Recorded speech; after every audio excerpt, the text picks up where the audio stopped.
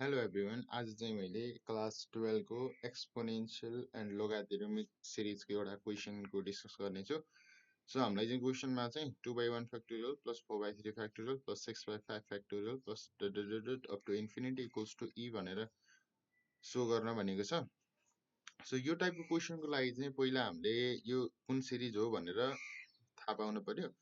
अनि त्यसको चाहिँ एन्ड टर्म निकाल्न पर्यो। अनि एन्ड टर्मको पनि टिएन भनेर एन्ड टर्म सपोज गर्नु पर्यो।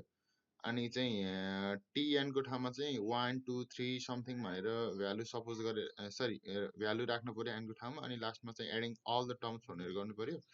यो चाहिँ बेसिक कन्सेप्ट रहेको छ अल है। सो पहिला चाहिँ एन्ड टर्म निकाल्दिउँ है। एन्ड टर्म भनेको 2 4 6 यो चाहिँ अर्थमेटिक प्रोग्रेसनमा छ। अर्थमेटिक प्रोग्रेसनको चाहिँ एन्ड टर्म निकाल्ने फर्मुला चाहिँ a plus n minus 1 into D हो। यो फर्मुला थाहा हुनु पर्यो, जसमा चाहिँ a भनेको इनिसियल टर्म हो अनि n भनेको जस्ताको तस्तै रहन्छ, d भनेको डिफरेन्स बिट्विन टु टर्म्स हो कि।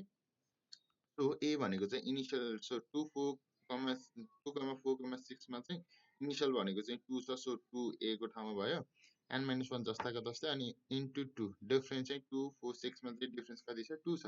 सो यसको चाहिँ एन टर्म कति आयो, 2n नै आयो।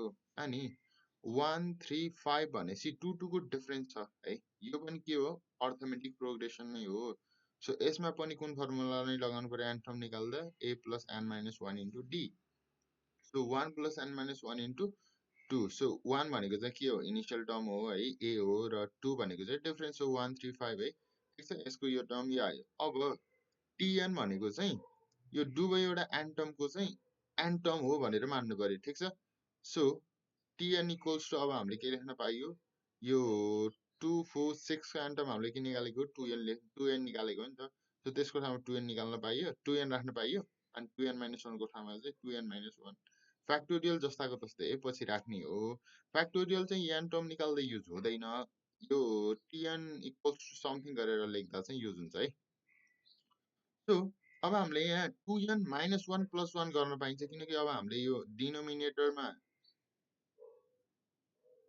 भएको जुन फ्याक्टोरियल टर्म हुन्छ त्यसलाई चाहिँ त्यसको युज गरेर चाहिँ जुन न्युमेरेटरमा हुन्छ त्यो n चाहिँ हटाउनु पर्छ है। न्युमेरेटरमा कहिले पनि n हुँदैन। यो एक्सपोनेन्शियल सिरिजको, सरी एक्सपोनेन्शियल र लोगारिथमिक सिरिजको यो च्याप्टरको क्वेसन गर्दा चाहिँ है, यो चाहिँ याद हुन पर्यो। के अरे, न्युमेरेटरमा n हुँदैन। सो 2n छ नि त, यो n लाई हटाउनु पर्यो हामीले। सो यो डिनोमिनेटरमा के छ, 2n माइनस 1 छ। 2n माइनस 1 को युज गरेर यसलाई हटाउनु पर्यो।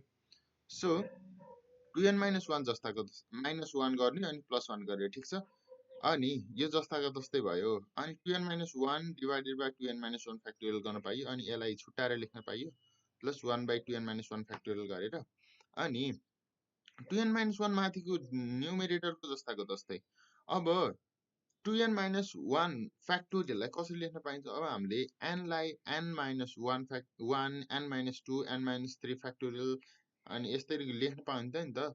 अनि यसलाई हामीले कसरी लेख्न पाइन्छ, 2n माइनस 1 लाई 2n माइनस 1 एउटा भयो अनि 2n माइनस 2 फ्याक्टोरियल, अथवा यो फ्याक्टोरियल भएन भने 2n माइनस 3 2n माइनस 4 जति नै माथिसम्म लानु मिल्छ नि त। यो त्यसरी लेखेको है, तपाईँले थाहा हुनु पर्यो। यो प्लस यो जस्ताको जस्तै भयो। अब यो र यो काटियो। अब 1 by 2n minus 2 factorial plus 1 by 2n minus 1। अब न्युमेरेटरमा n छँदै छैन भनेपछि अब यो n को ठाउँमा चाहिँ 1 2 3 अप इन्फिनिटी सम्म भ्यालु राखेर हेर्ने हो है। यसै थाहा हुनु पर्यो। अब t1 राख्दिउँ न, n को ठाउँमा 1 राखिदिँदाखेरि 1 by 2 into 1 minus 2 factorial plus 1 by 2 into 1 minus 1 factorial. यो भनेको चाहिँ 1 बाई 0 फ्याक्टोरियल भयो, प्लस 1 बाई 1 फ्याक्टोरियल है। यो माइनस होइन, यो 1 फ्याक्टोरियल मात्र हो। र 1 बाई 0 फ्याक्टोरियल भनेको चाहिँ कति हुन्छ, 1 हुन्छ। 0 फ्याक्टोरियल भनेको 1 हो। र माइनस 1 फ्याक्टोरियल माइनस 2 फ्याक्टोरियल भयो भने चाहिँ त्यो के हुन्छ, इन्फिनिटी हुन्छ भनेर जान्नु पर्यो है। जस्तै यहाँ 1 डिभाइडेड बाई माइनस 1 भइदिएको भए के हुन्थ्यो, यो 1 बाई इन्फिनिटी हुन्थ्यो कि। 1 डिभाइडेड बाई माइनस 1 भइदियो भए, माइनस 1 को फ्याक्टोरियल भइदियो भए, माइनस 1 को फ्याक्टोरियलको ठाउँमा हामीले इन्फिनिटी लेख्न पर्थ्यो है, इन्फिनिटी लेख्न पर्थ्यो। र 1 बाई इन्फिनिटी भनेको कति हुन्थ्यो, 0 हुन्थ्यो है। सो अब n को ठाउँमा 2 राखौँ so t2 equals to 1 by 2 into 2 minus 2 factorial so यसरी राख्दा चाहिँ यो चाहिँ 1 by 2 factorial 1 by 2 factorial त्यसै गरी नै 3 र 4 राखेर हेर्यो है हामीले एन्ड सो अन हामीले त इन्फिनिटीसम्म राख्ने हो नि त सो इन्फिनिटीसम्म राखेर त हामीले भ्याइँदैन सो हामीले चाहिँ एन्ड सो अन भनेर लेख्यो अब now adding all the terms अब हामीले यहाँ भर्टिकल्ली र हरिजन्टल्ली जोड्छौँ है सो हामीलाई चाहिँ भर्टिकल्ली जोड्दा चाहिँ इजी हुने भएकालाई चाहिँ मैले चाहिँ यहाँ भर्टिकल्ली जोडेको छ है जस्तै टी1 टी2 टी3 र टी4 इनिसियल टर्म मात्र जोड्ने अनि लास्टको चाहिँ यो सेकेन्ड टर्म मात्र जोड्ने जस्तै 1 by 0 factorial plus 1 by 2 factorial plus 1 by 4 factorial plus 1 by 6 factorial up to infinity भनेको चाहिँ यो चाहिँ भर्टिकल्ली जोड्ने है यसरी चाहिँ के हुन्छ सजिलो हुन्छ त्यही भएर मैले चाहिँ यसरी नै एड गरेर चाहिँ यसको सोल्युसन गरेको छु है so 1 by 0 factorial plus 1 by 2 factorial plus 1 by 4 factorial plus 1 by 6 factorial up to